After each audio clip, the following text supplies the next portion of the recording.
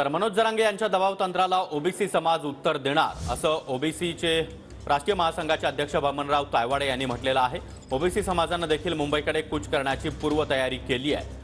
बबनराव तायवाडे यांनी एक प्रकारे हा इशारा दिला। जरांगे यांच्या दबावाला सरकार बळी पडलं तर ओबीसी समाज पेटून उठेल असं देखील बबनराव तायवाडे यांनी म्हटलंय। पाटील वाशीपर्यंत पोहोचलेले आहेत, मुंबईच्या वेशीवर आहे।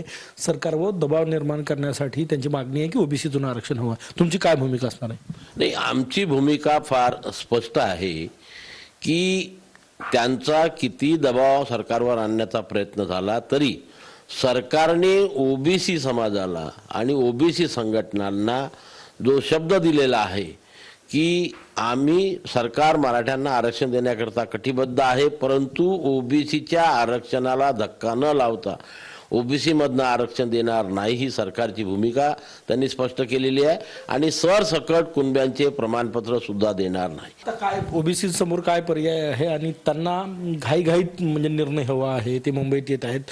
अशा परिस्थितीत चुका पण होण्याची शक्यता आहे, जे कोर्टात टिकणार नाही कदाचित इतक्या घाईत निर्णय घेतला तर। सर्वेक्षणही सुरू आहे हे सगळं। एखाद्या दिवशी आमच्या अशा लक्षामध्ये आलं की सरकारने आम्हाला दिलेला शब्द फिरवण्याच्या मानसिकतेमध्ये आहे आणि आमच्यातनं हिस्सा मराठा समाजाला देण्याचा प्रयत्न करत आहे, त्या दिवशी या राज्यातील प्रत्येक गावाखेड्यातील ओबीसी हा रस्त्यावरती येऊन मुंबईकडे कूच करणार। जोपर्यंत राज्य मागासवर्गीय आयोगाचा अहवाल सरकारला सादर होईल, पहिले सरकारला सादर झाल्यावर सरकार पुन्हा त्याच्यावरती विचार करेल आणि त्यानंतर सरकारचं जे काही ठरेल त्याकरिता अधिवेशन बोलवून सरकार मराठा समाजाला आरक्षण देऊ शकेल। कॅमेरामॅन सचिन सयामसह गजानन माटे, TV9 मराठी।